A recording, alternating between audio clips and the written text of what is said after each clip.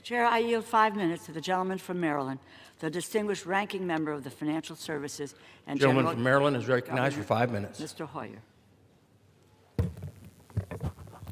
I thank the former chair and ranking member for yielding. I thank her for her work. I thank Mr. Cole for his work. Anybody who knows me knows that I am opposed to CRs, but I am for keeping the government open if those are the only alternatives. Mr. Speaker, this would not be my bill, but I think probably most of the members on this floor can say that. But it is a bill that cooperatively has been made better, I think, as it has passed through the House and the Senate and conference. It provides increases for several key programs for the American people.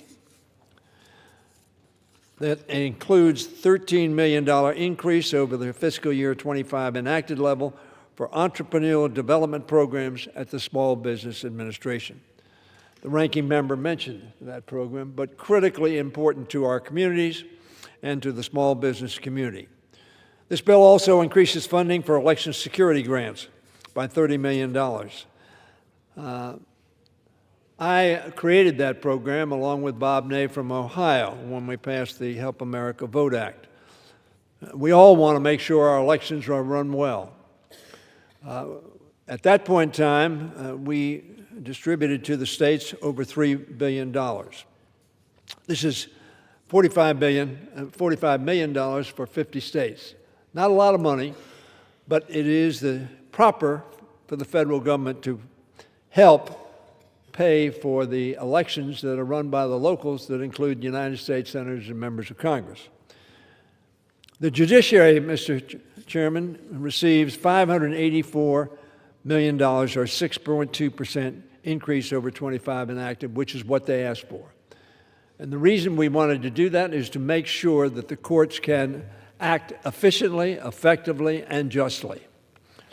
We also included $142 million, or a 19% increase, for court security.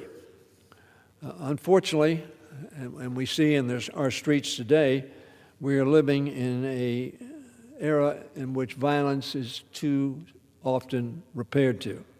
Crucially, the bill fixes the funding hole for federal public defender services, which are constitutionally required, providing an increase of $315 million, or 22%, over the 25 enacted level to meet constitutional responsibilities.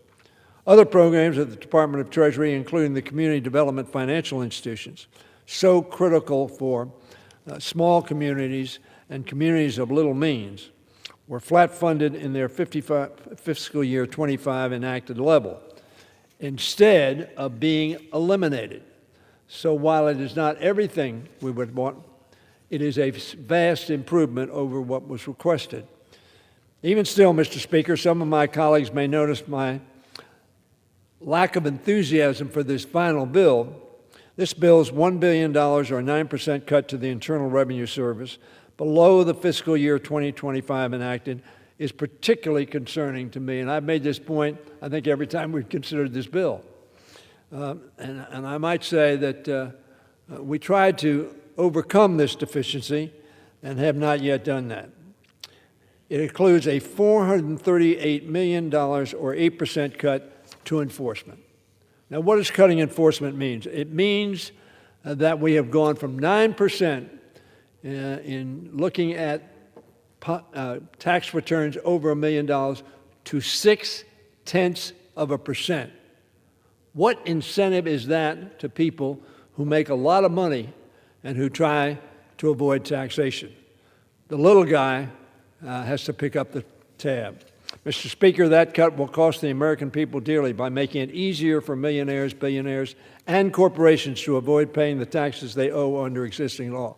Nevertheless, this bill is better than it would otherwise have been. IRS data indicates that every $1 produces $7, and for a Harvard study shows that for the top 10%, every dollar invested in enforcement brings us $12 in additional revenue, in taxes owed but not paid. Who will have to pick up the tab? As I said, hardworking Americans who dutifully pay their taxes. If you're serious about fiscal responsibility, as I am, and as I think many are, I yield the gentleman an additional minute. if you're serious, you have to be serious about collecting revenue that's due and owing. That means funding the IRS, which has been understaffed and under-resourced far too long. Now, I'm concerned not only by the IRS, but also the FBI. For 2 decades, I've worked to help the FBI move out of the crumbling, unhealthy J. Edgar Hoover building and into a new consolidated headquarters that meets its security and operational needs. The administration has decided to move the FBI to an inadequate 51-year-old building to an inadequate 28-year-old building, the Reagan building. Exposed location and its design as accessible public-private facility would greatly undermine the FBI's security. I will continue to work on that throughout the year that I have remaining to me. There was language in the CJS bill that I wanted the Rules Committee to include the same exact language saying simply that we would oversee the plans of the GSA and the FBI before we spent money. That was a responsible thing to do. I'm sorry, Mr. Speaker, that we did not do it, but I am going to support this bill.